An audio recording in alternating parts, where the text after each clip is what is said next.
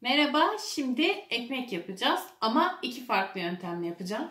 Malzemelerim birebir aynı. Birini ekmek makinesiyle hazırlayacağım. Birinde klasik yöntemle mayalanma süresini bekleyip uygun vaktinde fırına koyarak yapacağım. İkisinin de lezzet olarak farklılıklarına bakacağız ve avantajlarını, dezavantajlarını ortaya koyacağız. Malzeme listesini vereyim. Yapacağımız ekmek 500 gram bir ekmek.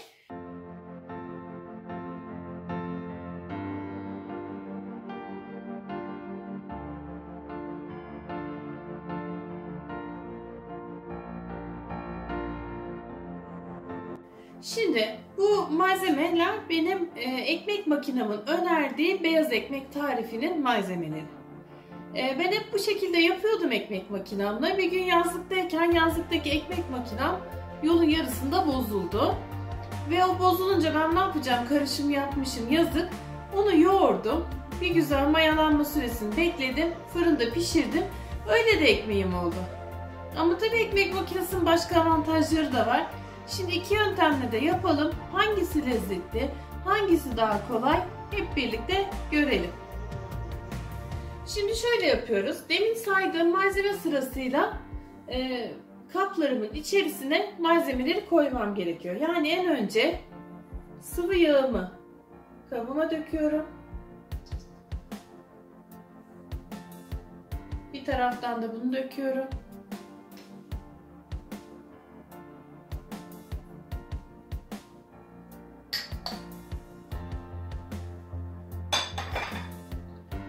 Sıvı yağdan sonra su.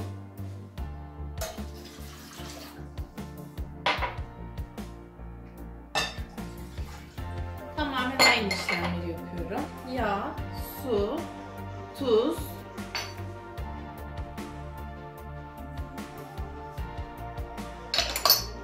şeker. Buraya da tuz, şeker.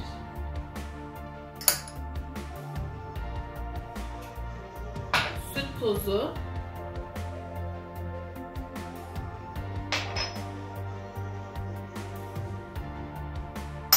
un,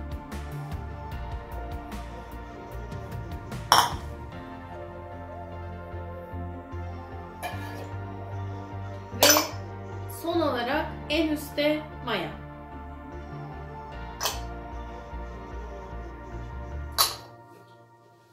Ekmek makinesinin kabına koyduğum malzemeler böyle görünüyor. Bunu ekmek makinesine yerleştiriyorum. Bu aşamadan sonra işlemlerimiz farklılaşıyor. Kapattım. Bunu koydum. Beyaz ekmek benim 1 numaralı programım. Bunu ayarlıyorum menüden. Gramajımı buradan gösteriyorum. 500 grama göre hazırladım. Çünkü öbür yöntemle de hazırlayacağım için 500 gramda 1000 grama kadar hazırlayabiliyorsunuz. Kızarıklık derecesini ayarlıyorsunuz şuradan. Evet. Bu da süresini de değiştiriyor. Şimdi ben bunu doğrudan başlatabilirim. Ya da ekmek makinesinin diğerine göre olan avantajı şu. Bunun saatini kurarım ve sabah uyandığımda sıcak ekmek kokusuyla uyanmak istiyorum diyebilirim. Buradan artıya basarak süreyi arttırıyorum. Şurada görülüyor mu bilmiyorum. Şu an 4 saat sonra diyor. Ben şimdi bunu ileriye alıyorum.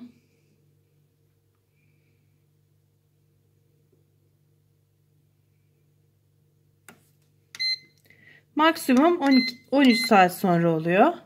Bu şekilde başlat diyorum. Şimdi bu gerekli oda sıcaklığında bunu dinlendirecek, döndüre döndüre yoğuracak. Olması gerektiği saatte de bana sıcak ekmeğimi hazırlayacak. 13 saat sonra. Çok pratik. Şimdi diğer yöntemi görelim. Diğer hamurumu ekmek makinesine koydum. 13 saat sonra kendisi yoğuracak, dinlendirecek, mayalandıracak ve pişirecek. Ekmeğim 13 saat sonra hazır. Gelelim ekmek makinem yoksa ne yapacağım? Şimdi aynı ekmek makinesi mantığıyla merkezden dışa doğru döndüre döndüre karıştırıyorum.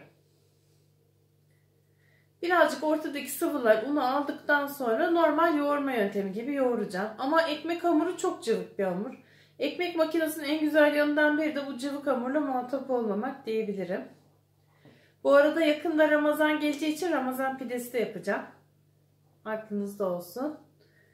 Sadece Ramazan pidesi için hamur karıştırma ucu olan standlı bir mikser kullanacağım. Hani o bir ihtiyaç olacak.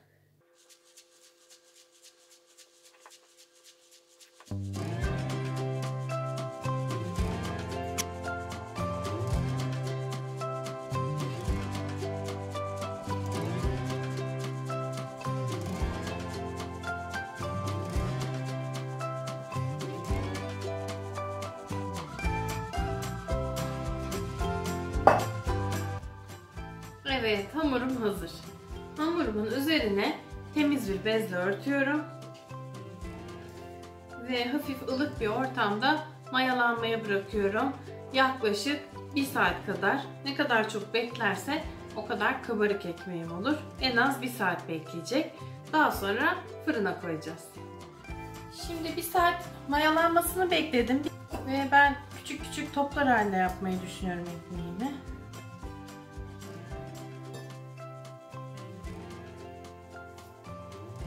Bir 15 dakikada böyle mayalanacak. Ondan sonra da pişireceğim.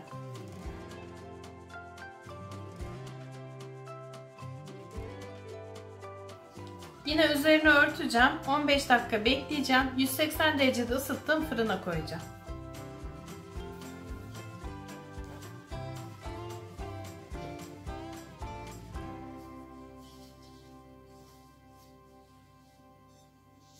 Evet, 15 dakikada şeklini verdikten sonra dinlendi ekmekleri.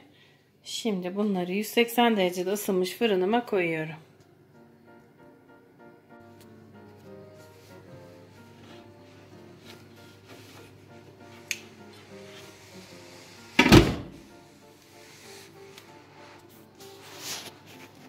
Fırında yaklaşık 20 dakika duracak ama bu 20 dakika tam dolmadan biraz önce içini kontrol etmeye başlayacağım pişmiş mi diye.